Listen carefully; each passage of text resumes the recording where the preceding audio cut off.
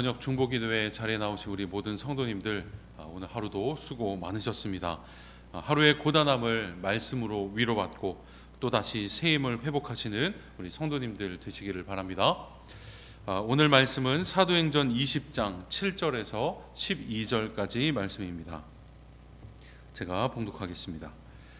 그 주간의 첫날에 우리가 떡을 떼려 하여 모였더니 바울이 이튿날 떠나고자 하여 그들에게 강론할세 말을 밤중까지 계속하매 우리가 모인 윗 다락에 등불을 많이 켰는데 유도고라 하는 청년이 창에 걸터 앉아 있다가 깊이 졸더니 바울이 강론하기를 더 오래 하매 졸음을 이기지 못하여 3층에서 떨어지거늘 일으켜 보니 죽었는지라. 바울이 내려가서 그 위에 엎드려 그 몸을 안고 말하되 떠들지 말라, 생명이 그에게 있다 하고 올라가 떡을 떼어 먹고 오랫동안 곧 날이 새기까지 이야기하고 떠나니라. 사람들이 살아난 청년을 데리고 가서 적지 않게 위로를 받았더라. 아멘. 오늘은 유두고들에게 일어난 일이라고 하는 제목을 가지고 말씀을 전하도록 하겠습니다. 우리가 읽은 이 본문은 바울 사도가 에베소에서의 사역을 마치고 이제 마무리하게 되는 그런 장면입니다.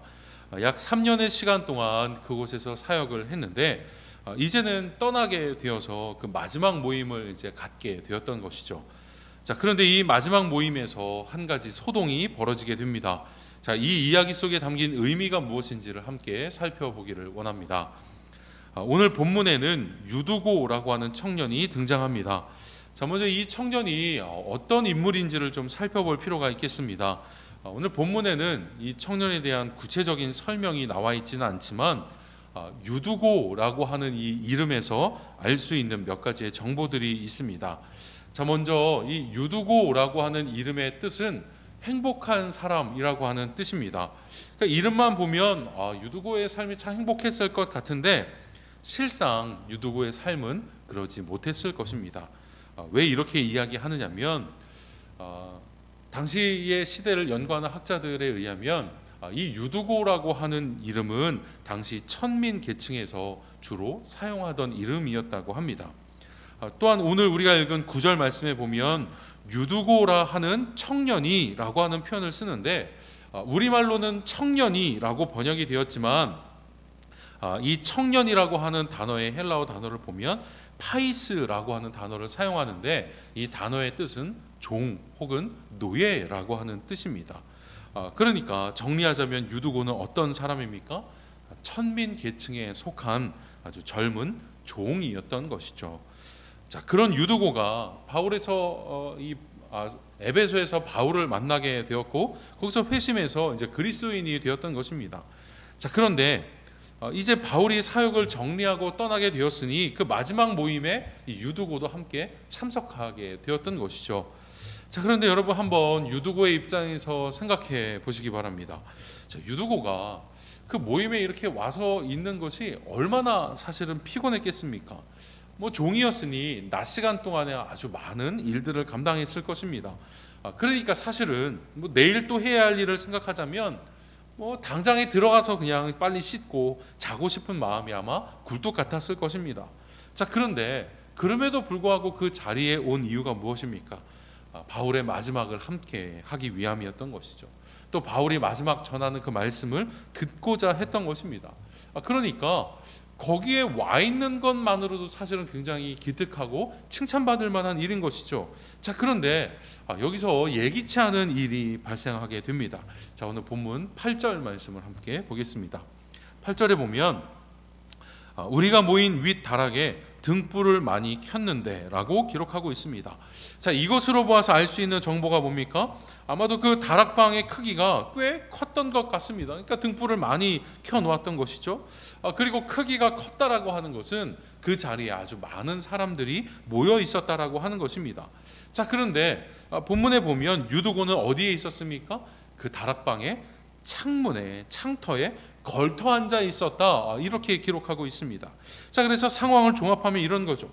다락방에 정말 많은 사람들이 모여 있는데 거기에 불도 많이 밝혀 놓았습니다.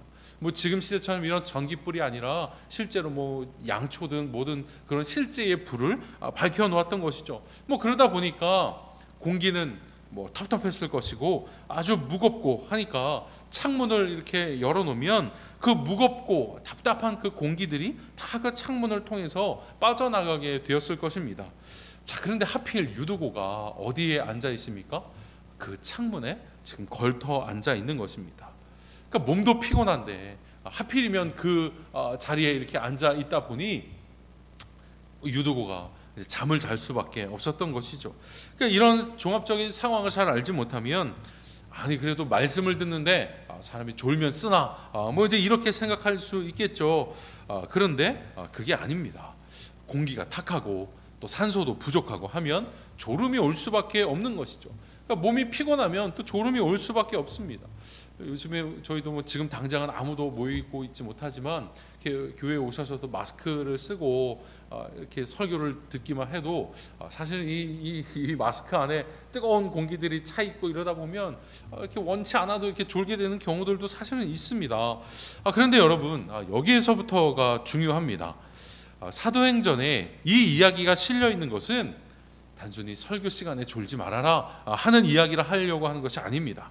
오히려 이 이야기 속에는 우리에게 더없이 큰 위로의 말씀이 들어 있습니다. 자, 이렇게 유두고가 결국 떨어지게 되자 많은 사람들이 달려나갔습니다. 그래서 당황하면서 웅성웅성 거리기를 시작하죠. 자, 그러자 바울이 이렇게 이야기를 했습니다. 자, 10절 말씀입니다.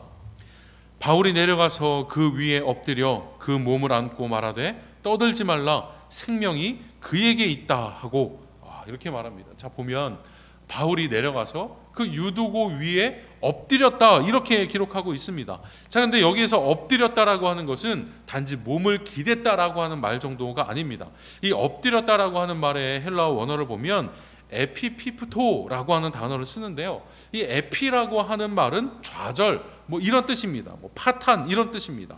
그리고 피프토라고 하는 단어의 의미는 밀어닥치다라고 하는 뜻입니다. 그러니까 이 종합해서 보면 유두고의 그 고단함과 이 죽음이라는 좌절에 하나님의 생명의 기운이 밀어닥쳤다라고 하는 뜻으로 우리가 이해해야 합니다. 자, 그러니까 유두고가 어떻게 됩니까? 그 하나님의 생명의 기운이 그의 피곤함 가운데, 그의 좌절 가운데에, 그의 죽음 가운데에 하나님의 생명이 밀어닥치자 유두고는 다시 살아났고 다시 다락방으로 올라가서 말씀을 듣고 성찬을 나누고 또 그로 인하여서 많은 사람들이 위로를 받게 되었다 이렇게 기록하고 있습니다. 여러분, 앞서 말씀드린 것처럼 이 이야기는 단순한 기적 사건을 소개하는 것이 아닙니다. 유두고에게 임하였던 그 부활의 능력을 소개하므로 이 땅에 유두고와 같이 그런 피곤한 인생을 살아가는 모든 이들에게 어떤 은혜가 임하고 있는가를 우리에게 알려주고 있는 것입니다. 말씀드렸듯이 유두고는 종이었습니다. 그래서 그의 인생은 참 피곤하고 땀 흘리는 고단한 그런 인생이었습니다. 그런데 생각해보면 여러분, 우리 역시 마찬가지죠. 우리 역시 고단하고 피곤한 시절을 보내고 있습니다. 그래서 다 수고의 열매를 먹으며 우리가 살아가고 있습니다. 그래서 때로는 유두고와 같이 피곤에 지쳐서 쓰러지기도 하고 나의 마음과 나의 의지와는 상관없이 말씀을 듣다가도 피곤에 쩌들어 있기도 합니다. 그런데 그런 유두고들, 이 땅에 매여서 고단하게 살아가고 있는 우리에게 임한 그 은혜가 오늘 본문을 통해서 우리에게 뭐라고 전해주고 있습니까? 바울은 그런 유두고를 우선 비난하지 않았습니다. 왜 설교 시간에 졸았느냐고, 왜 말씀을 듣는데 정신을 차리지 않았느냐고 이렇게 책망하지 않았습니다. 오히려 유두고의 고단함을 위로하듯이 그에게 부활의 능력으로 새로운 생명을 주었습니다. 마찬가지로 이 시절을 보내고 있는 우리 모두에게, 유두고와 같이 살아가고 있는 우리 모두에게 하나님은 땀 흘림과 고단함으로 살아가는 우리를 이러한 위로, 유두고에게 임한 그 위로를 우리에게도 주기를 원하십니다. 마치 우리에게 이렇게 말씀하시는 것 같습니다. 오늘 하루 또 이런 시절을 보내느라 얼마나 피곤하느냐, 얼마나 고단하느냐, 얼마나 수고가 많으냐, 하나님 우리에게 이렇게 물으시며 위로하십니다. 그래서 부활의 능력으로 날마다 우리에게 새 힘을 주시기를 원하며 날마다 새 마음과 새로운 인생을 살아갈 수 있게 하시는 것이 우리를 향한 하나님의 마음이자 소원이라고 하는 것입니다. 여러분, 우리 모두가 근래에는 만나보지 못했던 어려움을 다 당하며 그런 시절을 보내고 있습니다. 그런 시절을 보내는 우리 모두에게 오늘 이 본문의 유두고에게 임한 그 은혜가 새롭게 하시며 새 생명을 주시며 새 마음을 주시는 그 하나님의 은혜가 이 땅의 모든 유두고와 같은 우리 모두에게 임하기를 주의 이름으로 축원합니다. 여러분, 고단하고 힘이 들 때 오늘 이 유두고의 말씀을 기억하십시오. 하나님은 애쓰며 살아가는 우리 모두를 응원하고 계십니다. 우리가 쓰러질 때에 우리에게 부활의 능력으로 새로운 힘을 주실 것입니다. 그러니 더욱 날마다 하나님을 기억하며 하나님을 의지하며 살아가시기를 바랍니다. 그래서 오늘 설교는 스바냐 3장 17절의 말씀으로 마무리하고자 합니다. 저는 이 말씀이 이 땅의 유두고들에게 주시는 하나님의 마음인 줄로 믿고 여러분도 그렇게 믿으시고 이 말씀을 들으시기 바랍니다. 너의 하나님 여호와가 너의 가운데에 계시니 그는 구원을 베푸실 전능자시라. 그가 너로 인하여 기쁨을 이기지 못하여 하시며 너를 잠잠히 사랑하시며 너로 인하여 즐거이 부르며 기뻐하시리라 하리라. 오늘도 수고하신 여러분 모두를 하나님이 응원하십니다. 그렇게 새 힘 주시는 하나님과 함께 오늘 하루를 잘 마무리하시고 또한 평안한 잠에 드시고 내일 새 마음과 새로운 몸으로 새로운 생각으로 내일도 승리하시기를 주의 이름으로 축원합니다. 우리 잠시 기도하겠습니다.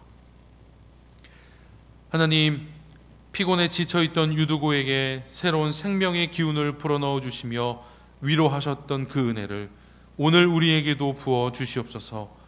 갈수록 심해지는 코로나로 인해 더욱 제한적이고 답답한 일상을 살아가고 있습니다.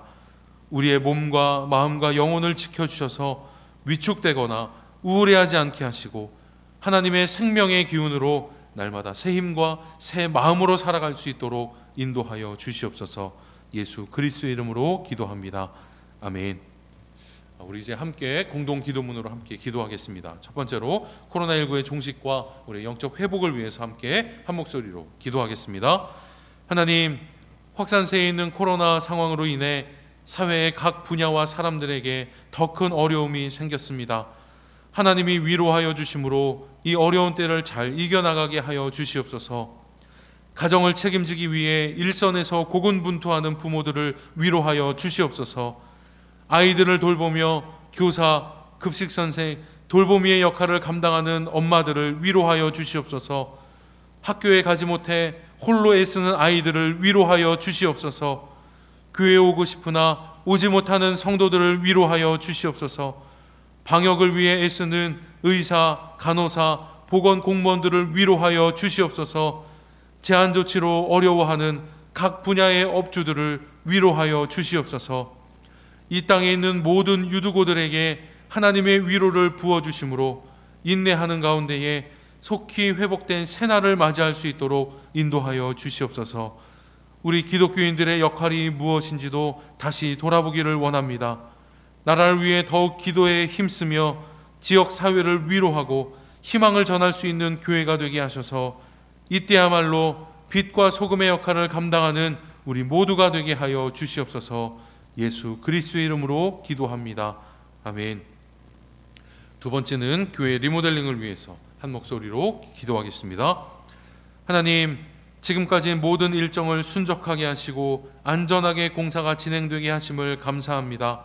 남은 일정도 안전한 가운데 진행되게 하시고 구석구석 꼼꼼하고 아름답게 마무리될 수 있도록 시공사와 일하시는 분들에게도 함께하여 주시옵소서.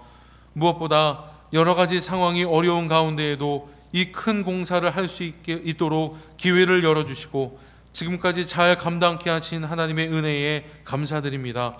하나님이 허락하셨으니 하나님이 공사의 주관자이십니다. 공사가 마무리되었을 때에 사람의 노력과 애씀이 아닌 하나님의 영광이 드러나게 하시고 이 일을 위해 합력하고 기도한 성도들 역시 서로를 격려하고 위로하는 가운데에 교회가 더욱 하나 될 수 있도록 인도하여 주시옵소서. 코로나의 여파로 교회 사역의 많은 부분의 변화가 요구되고 있지만 교회를 새롭게 하신 하나님께서 새로운 사역으로 우리를 이끌어 주실 줄 믿습니다. 염려하기보다 기도하며 근심하기보다 신뢰하는 가운데 우리 역시 잘 준비된 일꾼으로 설 수 있도록 지혜를 더하여 주시옵소서. 모든 것을 믿고 감사드리며 예수 그리스도의 이름으로 기도합니다. 아멘. 이제 여러분 각자의 기도 제목을 가지고 기도하시다가 자유롭게 마치도록 하겠습니다. 함께 기도하겠습니다.